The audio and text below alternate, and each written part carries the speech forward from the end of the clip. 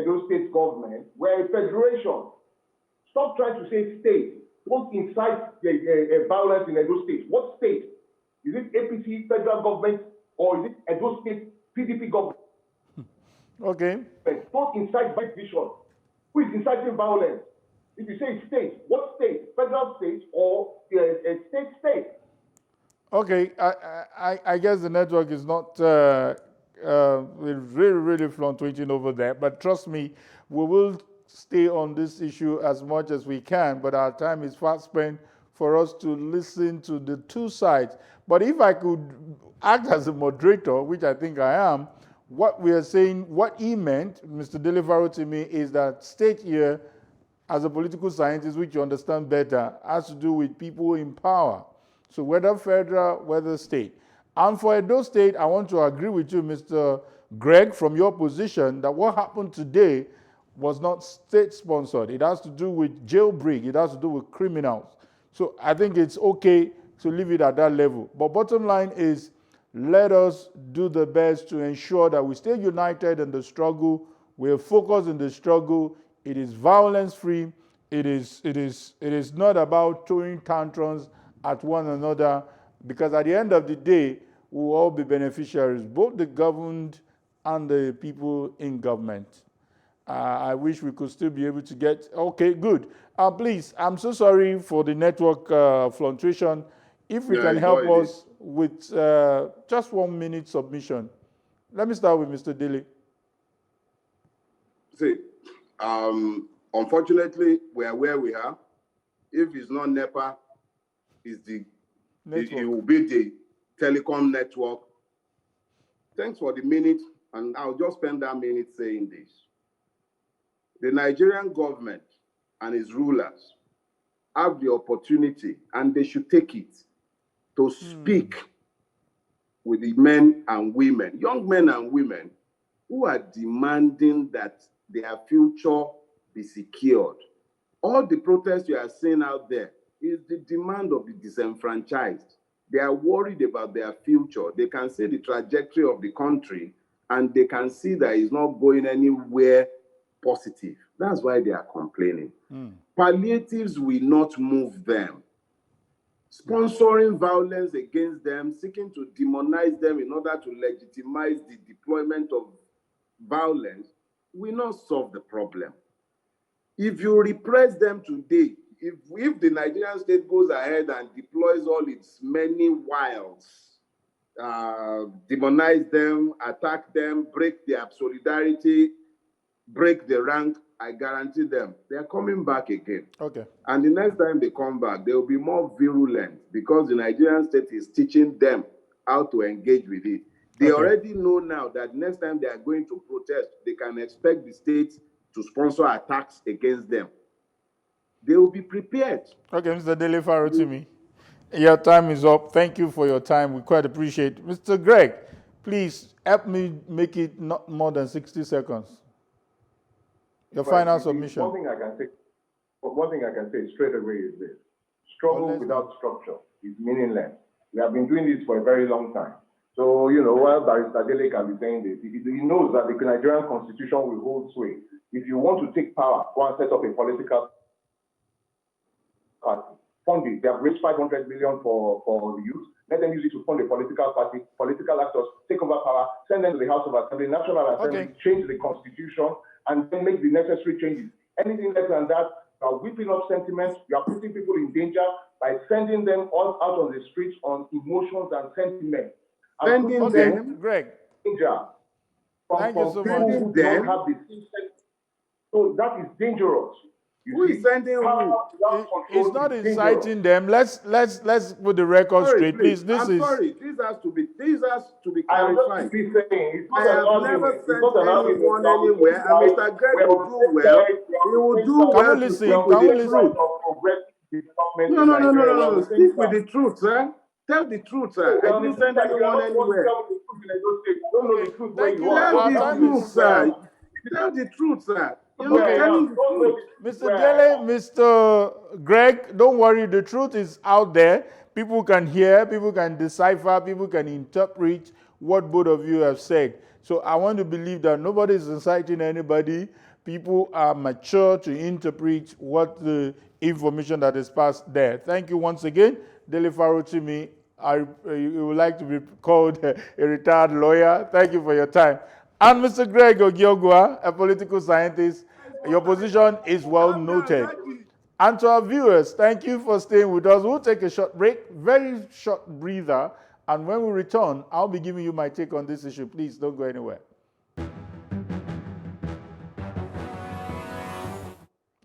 While this is not strange, that is, the purported hijack or the violent nature of the protest, the essence and the core of the unprecedented demonstration by the faceless Nigerian youth should not be lost in us, which is a reform of the police institution.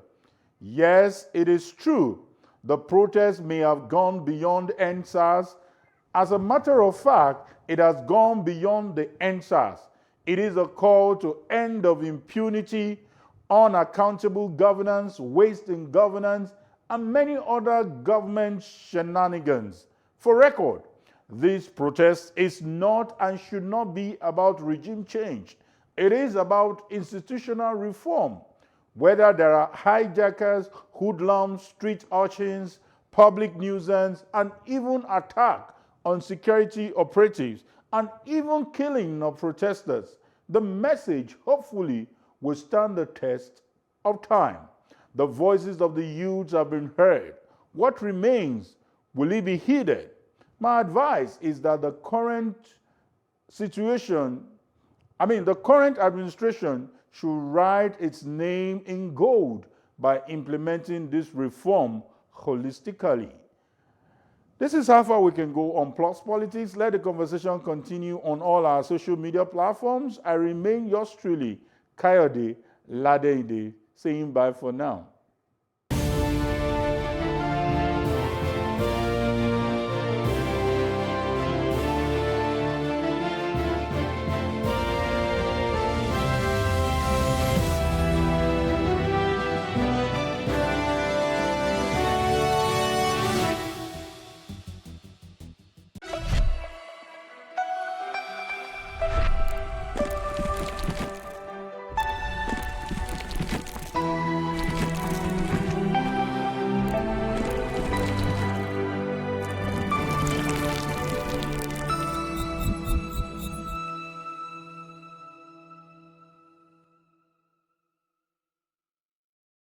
The Breakfast, dissecting and analyzing top stories in the news. The mess of 16 years cannot be clean. And so for 2 years, they also started adding mess to the mess. If the terrorists killed 100 people, that is probably not news.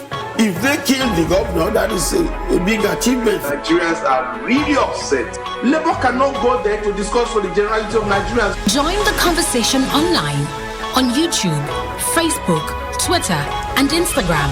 Send us your comments via WhatsApp on 0906 000 5719. If you have an opinion, share it with us. Plus TV Africa. Big stories live here. A story mixed with a civil war, an oil boom, coups and counter-coups, fast increase in population, economic growth, a long-standing insurgency, and many more. Currently going through its longest spell of democracy. From 1960, there have been about 30 years of military rule with short spells of democratic rule, which were cut short by coups, and then its current uninterrupted spell of democratic rule from 1999 till date. It brings up questions about the pace of development for Africa's biggest economy and its achievements since stepping away from military rule.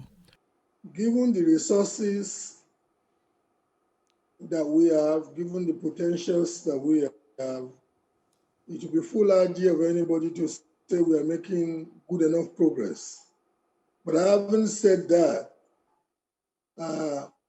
one cannot say it's Uhuru yet under the civil administration that we are in now. But having said that, in no way, shape, or form could it be compared with the malady that defined the governance under military rule. Given the enormous amount of resources that the militarisans garnered and wasted, many of such resources squandered and looted. You have some of the richest Nigerians now as we speak being partakers of the military era. Military rule saw some level of economic and infrastructural growth in Nigeria, and also some level of stability with Nigeria's economy. For example, in 1999, just before the return to democracy, $1 exchanged for 21 naira 89 kobo and 88 to 90 naira in the black market. And over time, it has continuously climbed till a current rate of about 450 naira to the dollar. Well, I think such comparison will be very difficult, particularly when you are dealing with nation building. It was not as if military rule happened outside the Nigerian social milieu. You know, it's just like trying to say, how did we fare under colonialism? But what has happened is that the military rule, just like as it sounds, being a dictatorship, truncated what would have enabled appropriate orientation, the development of appropriate skills and competencies, which you know is only attainable in an environment where the people freely decide how they need to be governed. Democracy may have come with its challenges, as many believe with increased GDP and freedom, the nation should have been able to achieve a lot more with infrastructure and better living standards for its people. What has happened, which is the effects of military rule and which have affected governance in Nigeria, is that you discover that governance, even under democratic rule, is still being conducted through executive ability. The nation's leadership selection process also has been continually questioned. A look into the pace of growth under military and democratic rule, we must put into perspective the structures for development in both eras. Both can be judged to have had their positive and negative aspects. To be honest with you, just opposing military rule with civilian rule, especially when we have seen what military administration bequeathed other countries like Indonesia, like Brazil. You know, we've seen what military administration bequeathed countries like Argentina. You know, and you want to compare the malady that was defined as military administration in Nigeria as governance. Look at what a single party entity, the nearest to military administration. Look at what it's doing in China today. Look at how China has been transformed in 30 years. The same 30 years that military spent in Nigeria with no tangible results for it. A few opinions believe that Nigeria would have moved at a faster pace if it was still under military rule. Some also argue that Nigeria is still very young in its democratic spell and can't be judged to have failed. It is 60 years after Nigeria's independence. Lessons must be learned from other countries as we move forward, finding a path to a greater nation.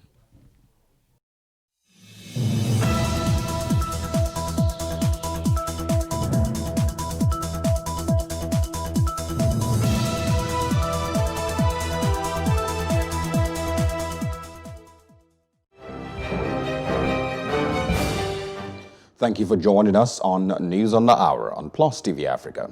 Here are the stories making the headlines. I am Osaogie Ogbonwa. Suspected hoodlums on Tuesday burnt down the Apapa Igomo police station in Lagos State. According to an eyewitness, the incident occurred around 9:45 a.m. The spokesperson of the Orile Igomu local government area, Ayo Michael, confirmed the station has been attacked.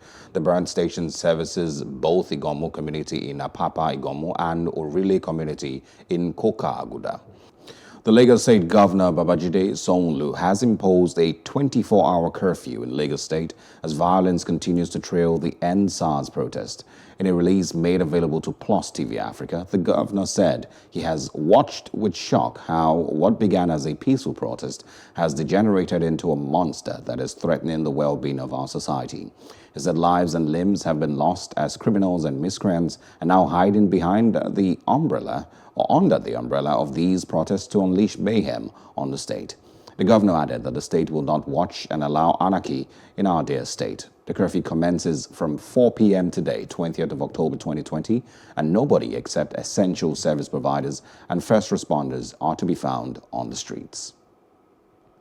Soldiers and policemen were in the early hours of Tuesday deployed in some communities near the Nnamdi Azikiwe International Airport, Abuja, apparently to forestall further breakdown of law and order as the protest against the scrapped Special Anti-Robbery Squad of the Nigerian Police Force continues.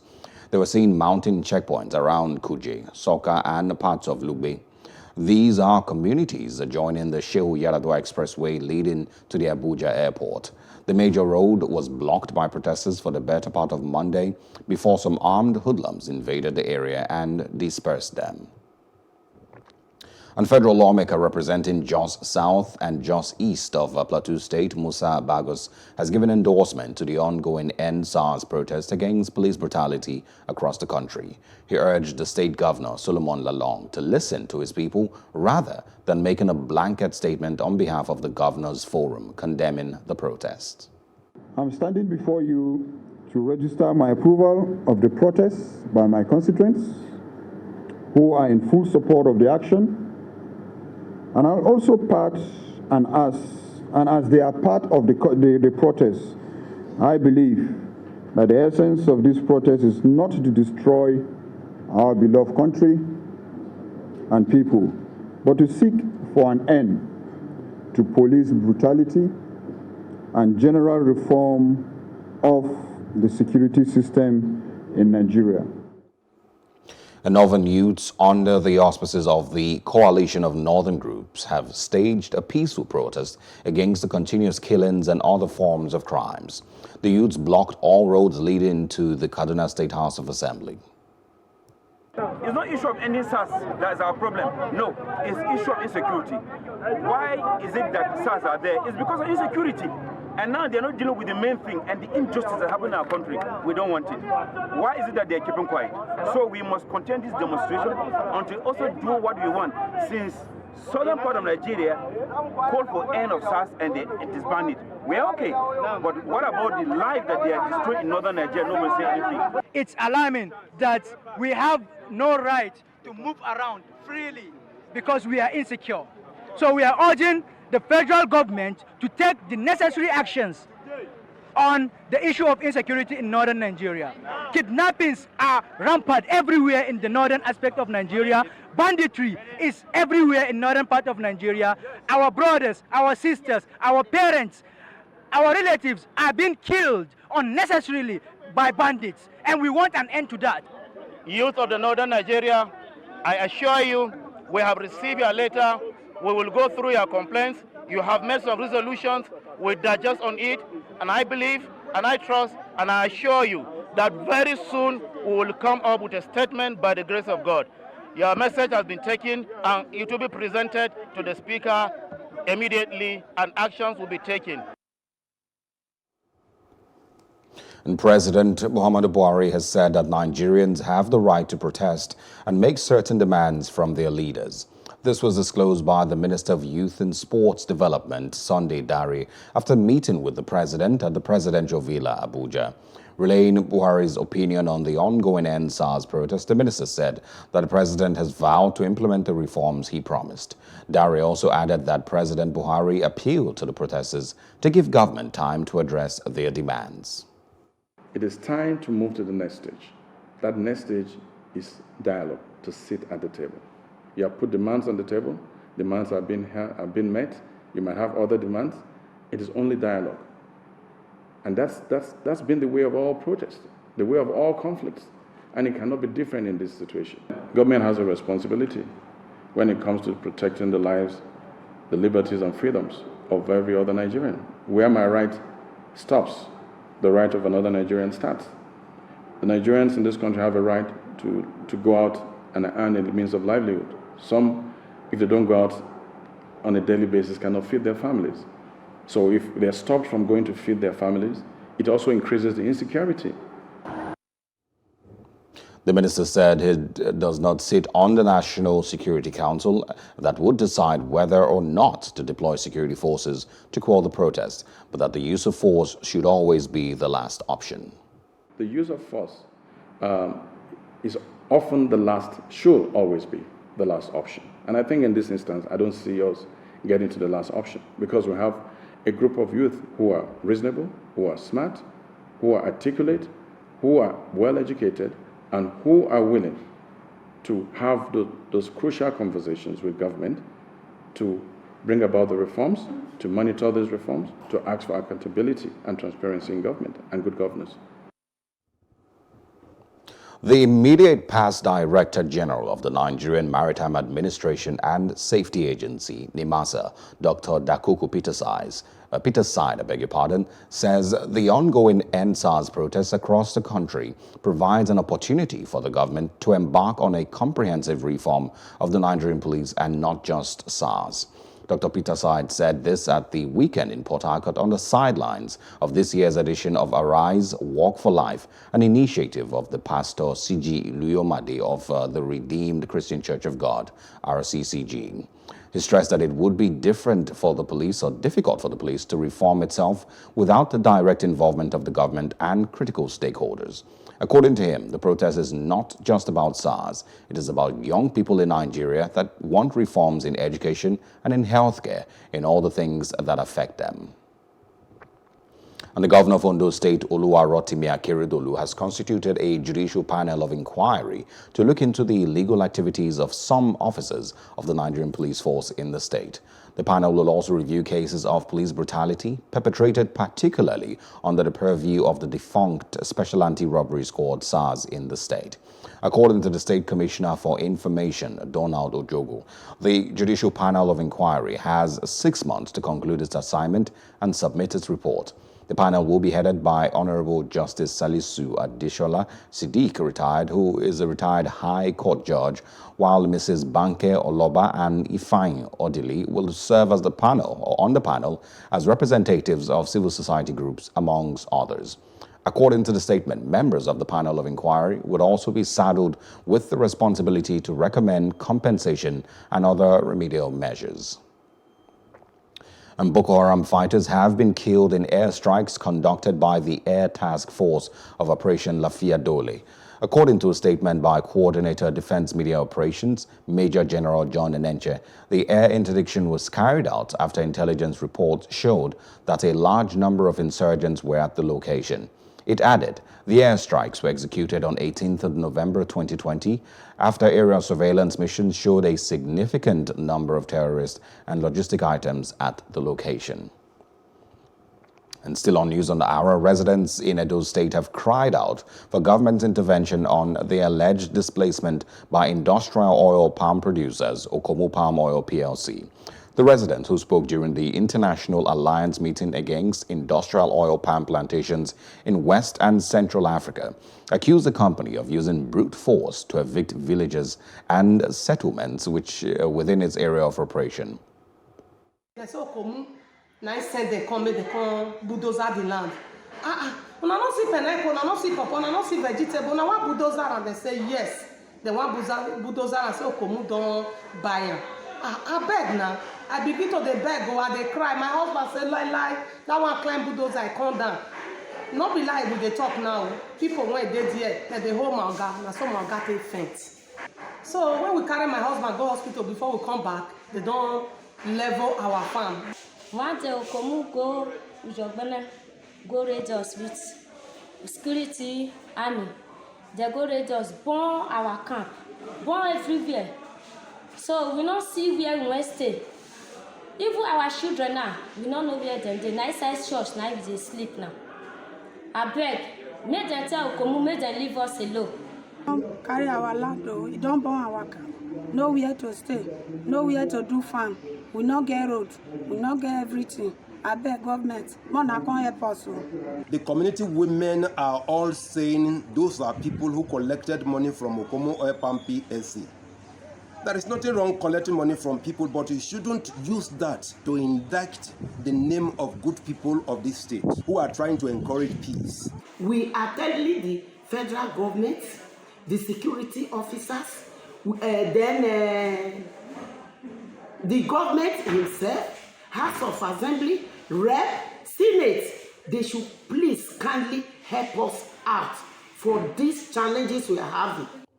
The Ministry of Transportation says it is hopeful commercial services along the Lagos-Ibadan standard gauge rail corridor will commence in December this year. The minister, Rotimi Amechi, while leading senior officials of the ministry to inspect the level of completion of the project, which is key to the nation's rail reform master plan, says he is impressed with the quality of work being done.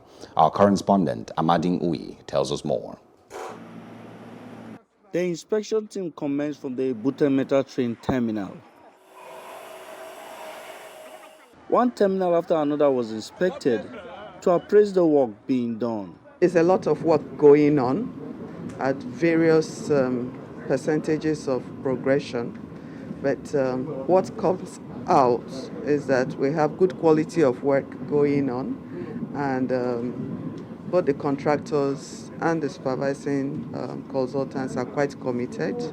Spanning about 186 kilometers from central Lagos through communities of Iju, Agbado, Papalanto, Abeokuta, Kajola, and finally Ibadan. The Lagos-Ibadan standard rail construction works, the laying of tracks along this corridor, has finally been completed. The Ministry of Transportation says it is hopeful that it will hand over the project to Nigerians by January 2021. 2 weeks ago, they were able to cross from Ebute Metta Junction towards the port. So they have gotten up to Igomu on that, and they are saying within the next 2 weeks, they will be able to get to the port on track lane. By the end of October, the 7 minor or standard stations would have been completed, while by the end of December, the Ebute Metta, Abeokuta, and Apapa would have also been completed, so that by January, all the infrastructure accepting the signal and communication would have been over. I think we're on course. These are projects that should have been done and finished by March this year. But due to the COVID situation, now we are taking them kind of to the end of the year. Hopefully with encouragement, a lot of encouragement from us, with constant visitations to the sites and challenging the contractor to their limits, I believe we can make it. With me today is Honorable Ifeanyi Uze from Rivers State. He's part of the inspection team to appraise the overall works going on along this rail corridor. Good day, sir. Yeah. Now, what is your take on what you have seen today? Well, I believe in the saying that seeing is believing. If I'm not part of this team and I'm hearing about reform in railway project in this country, I will be confused. But now that I've seen, I'm highly impressed, and I believe that there is hope for Nigerians. What I have seen today tells me that we are focused and we are targeted to delivering the rail stations and rail tracks to Nigerians, and I'm quite overwhelmed, that's the word. An ecstatic Minister of Transportation, Rotimi Amechi, was full of praises for the contractors despite the challenges faced. With what you have seen in the Ebute Metta, is there any facility, public facility in Nigeria, including Hilton? I think they've done well. Amadine Uyi, Plus TV Africa. Thanks to Amadine Uyi for that report. You're still watching News on the Hour on Plus TV Africa. The news continues after this break.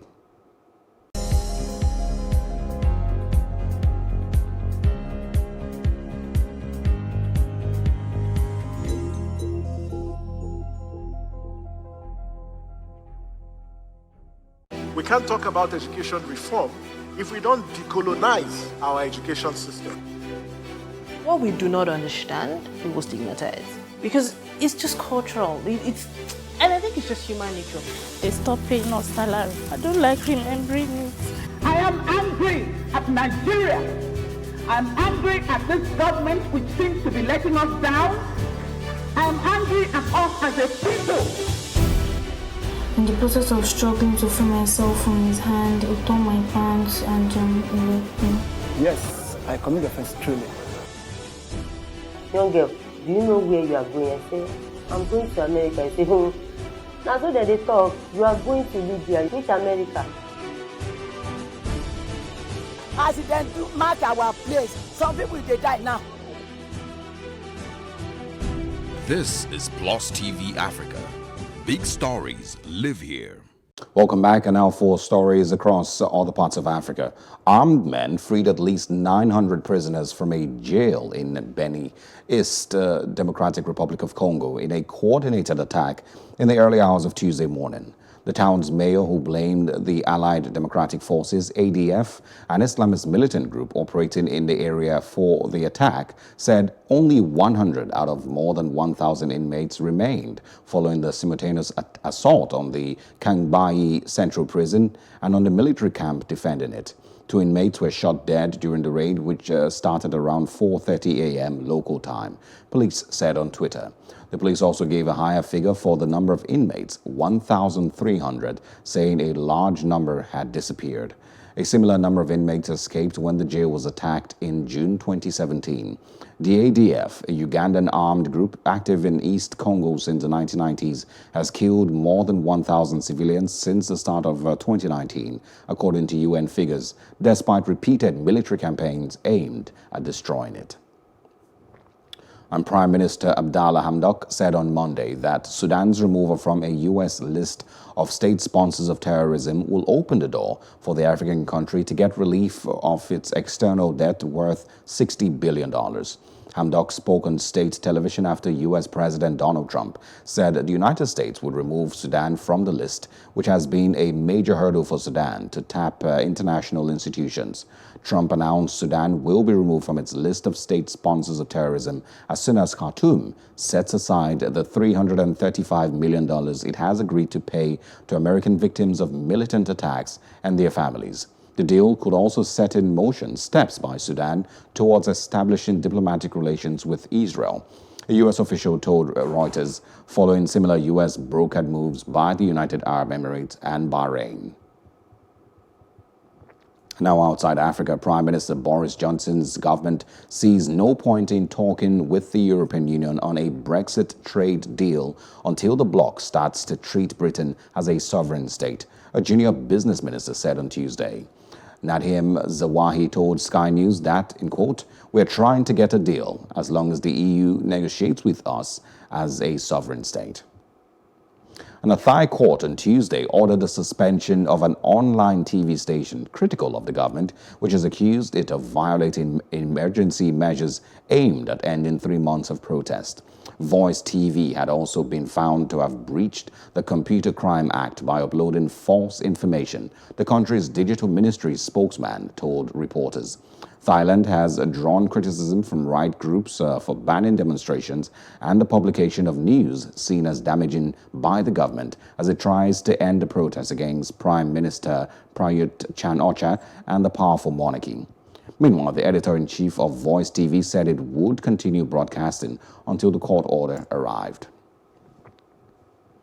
And now in business news, the Naira fell slightly at the parallel market on Monday as it exchanged to the dollar for 460 Naira to the dollar as of close of work. The Naira had exchanged to the dollar on Friday for 458 Naira to the dollar. This is as the country's external reserves continue to maintain its downward trend. Still ahead is our roundup on entertainment and sports news. We'll be back in a moment.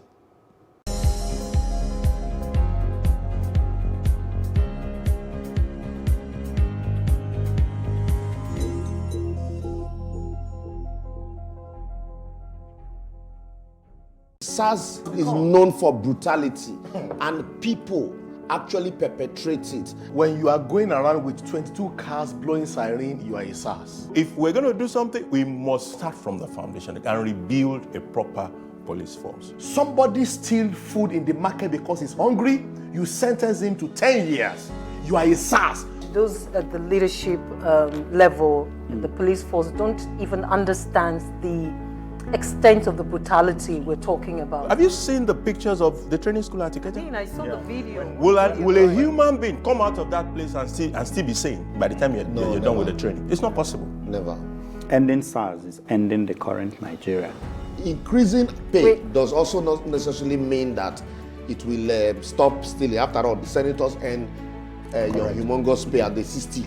The reformation of the country is what this is all about.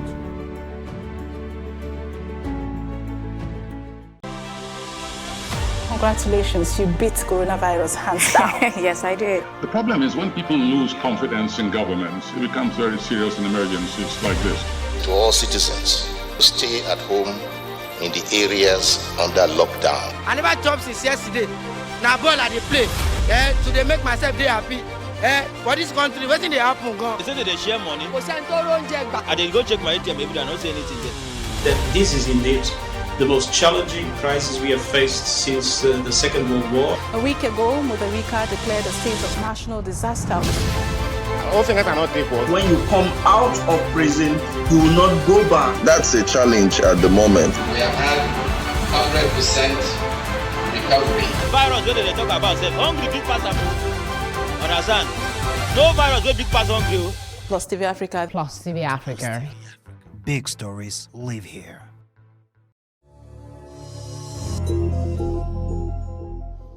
And now on entertainment news, Netflix has unveiled the trailer for the late actor Chadwick Boseman's final movie, Oscar-tipped August Wilson's adaptation of Ma Rainey's Black Bottom. Anchored by Viola Davis, the production is set in the 1920s and chronicles the life of blues singer Ma Rainey. Based on the acclaimed August Wilson's play of the same name, the movie will explore issues of race, music, relationships, and the exploitation of black recording artists. The film was the last performance from the much-loved actor Chadwick Boseman, who passed away in August. An Oscar-winning American actor Jeff Bridges has revealed he has lymphoma, but says his prognosis is good.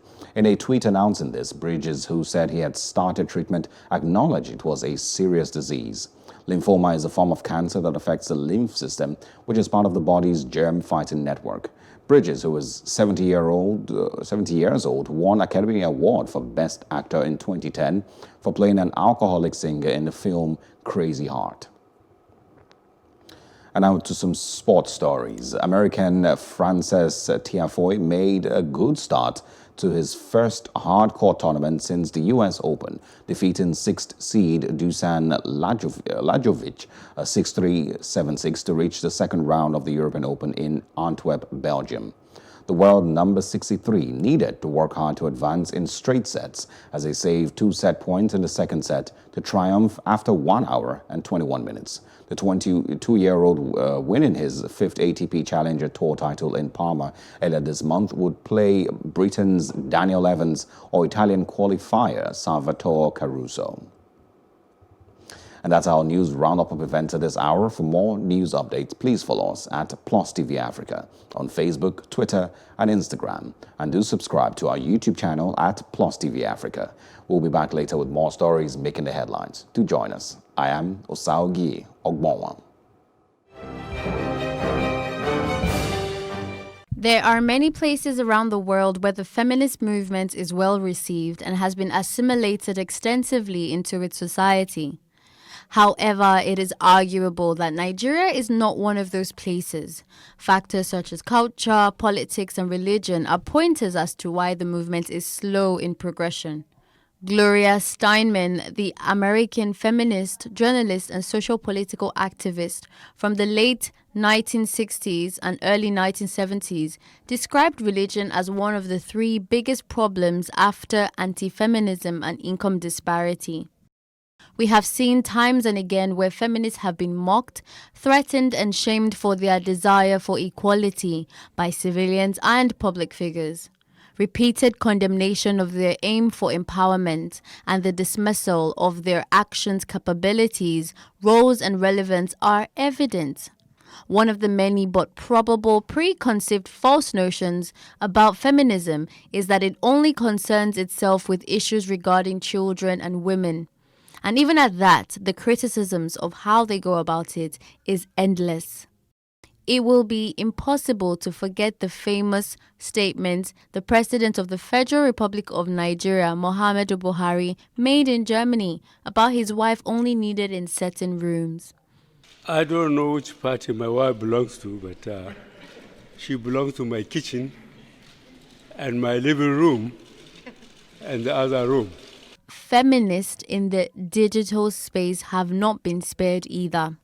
Despite the odds, the feminist movement and the women of Nigeria have been extremely vital to the EndSARS movement and have proven in several ways their effectiveness to the protest.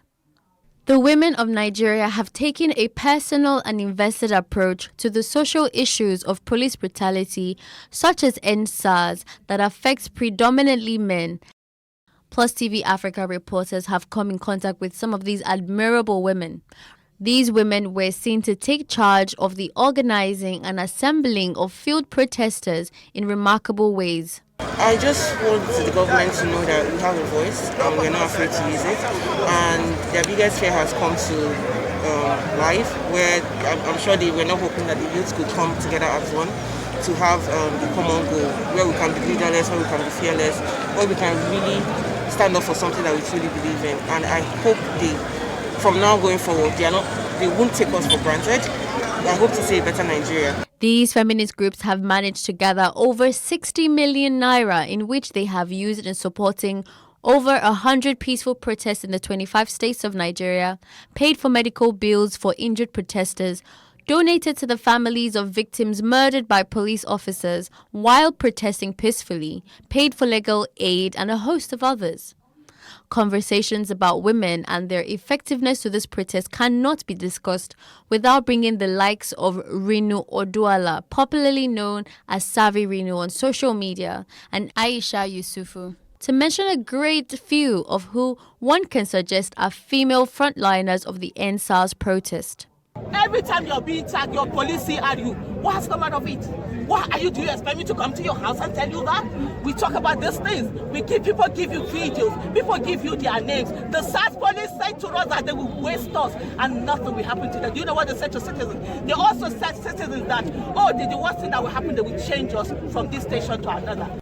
Even mothers have not been left out in this SARS movement. They have led protests across the states to show solidarity to mothers of children who have been victims of police brutality and mothers who have been victims themselves. Stop killing them! Stop killing them!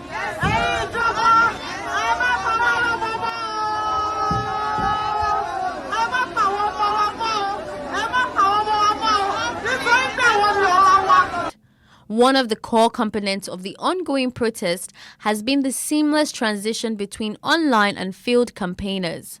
So much momentum has been created for the EndSARS movement, and international recognition is apparent. The Twitter app has also gone ahead to verify Twitter accounts of those who have been extremely vital to the protest. These women and bodies are responsible for the majority of the wins the movement has acquired. At the end of the day, the equality of all sexes is key. The women and men of the world's largest black nation deserves to prevail over police brutality.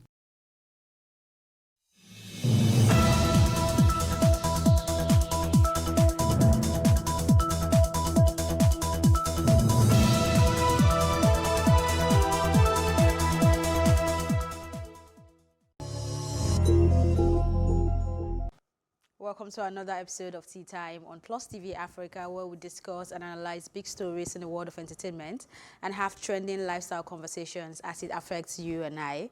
My name is Elsie Godwin, and I've got Ife Omai and Ife Oluwa Oshunke. One. Hi. Right. This is your hi. It's like She practiced. She looked yeah. in the mirror Hi. today. How you doing? Well, how are you? How was the protest yesterday? You're a protester on this table. It was okay. I didn't really protest. I was busy. You were there? Yeah, usually I'm focused on the DJ. When he says Sorosoke, we're saying Sorosoke. Okay. I did not do that one yesterday. I was just helping pick up trash. It's an NGO. I've forgotten their name now. I think I Clean and somebody else. Shout out to them. I think they deserve the name call. They really owned the cleaning space and making sure that, you know, when all the protesters leave, the place is clean. Especially because now traders have really flocked that place. It wasn't like that before.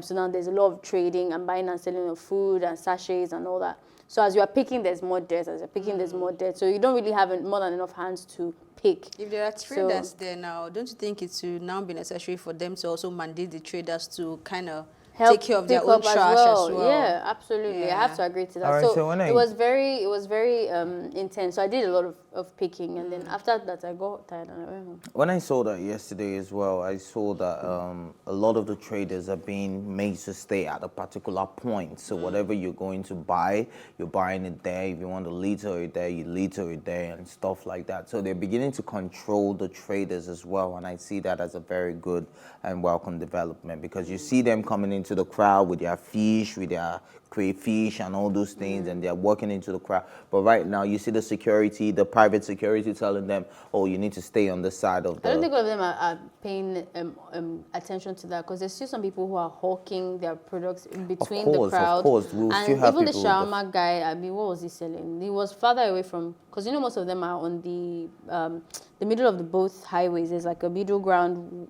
It's not really a pedestrian crossing, but that's why all those people have lined up to sit down. There's still some people that are quite in front as well. Of course, but most of the time you see most of them sneaking there, yeah. And then when the security fish them out, they tell them, hey, go back, go back, go back. So it's not like, of course, we'll have people that will break the rules, but at least the rule is there. That's the most important It's also thing. interesting to know how much the Lagos State government has lost so far from the toll gates being blocked. I don't want to mistake that figure because it's very crucial. So I'll confirm that figure and come and read it out with pride. But moving on real quick, among many challenges encountered during the NSAS peaceful protest, comedian Lasisi Elenu and actor Wofai Fada reveals their side mirrors were stolen in Lagos protests. Take a look at this video. Hello guys, so I want to share with you what happened to me yesterday when I went out to protest. I'm so angry right now.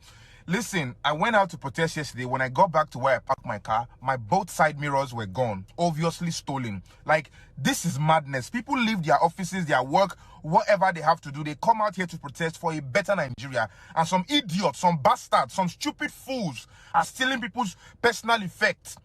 Please, let us be very, you are your brother's keeper at this point in time. Let us be very, very watchful of our environment. Let's not allow any idiots make us feel some type of way about coming out to protest, because we start to feel like, oh, if I come out, somebody will steal my property. And for this, be very, very watchful of your property, your phones, anything you come out with. Let's be careful. If you notice anything, any funny activity, any funny movement, make sure you alert anybody around you so that this person can be brought to justice. Okay, I mean, Lasisi Elenu is always angry. Even when he's doing his comedy, he's angry. Now he's legit angry. So, legit. Without the filters even. What would you say to that? I mean, we've had a lot of cases like that. The DJ, I don't know his name. I'll call him an MC, really, that was trying to coordinate the event. He did a good job.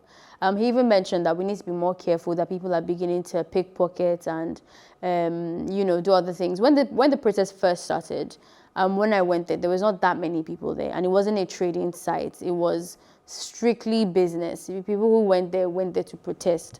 Now it has become another thing. Obviously, supply would chase demand. So if they see that people are gathering and they want water, they'll go and sell water. If they see that they can also trick in alcohol, they'll do that. So it's become more of like a carnival site. And I think a lot of the criticisms that have come with the toll gates was also because we didn't have that many resistance. So there's a lot of chilled vibes going on at the toll gates, and that helps attract even more people, yes, and that involves the hoodlums as well. So it's not a surprise that I'm seeing that people are stealing. I've heard people misplace their phones, misplace their handbags if you leave it, unwatched and all that. So there needs to be some type of maybe upping the security, because I know there's already security, but they need to do something about that, because it would be unfair to chase the people who actually afford the calling by, harming their property or stealing from them.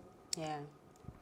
Personally, I've always said it that yes, even amongst the police officers, we have the good ones and we have the bad ones. So amongst the protesters as well, we'll have the good ones, we'll have the bad ones. We'll have the ones that are actually there to fight for a good cause, and we'll have the ones who are actually there to make sure that they are fair. They put food on their table. They're there for their own personal interest, for their own selfish interest. And yes, we'll have the robbers there. We'll have the thieves. We'll have the pickpockets. We'll have the people selling marijuana. We'll have the people selling alcohol. We'll have the people selling several illicit drugs that people would definitely not see on the streets on a normal day. You have to go to some places, but they're there. They're making sales, and this doesn't stop us from standing for justice. Yes, even in the police, we are not saying all of you are bad. We are still saying there's some bad eggs, and yes, so this is going to happen as long as traders might help. If you have anything to sell, maybe just take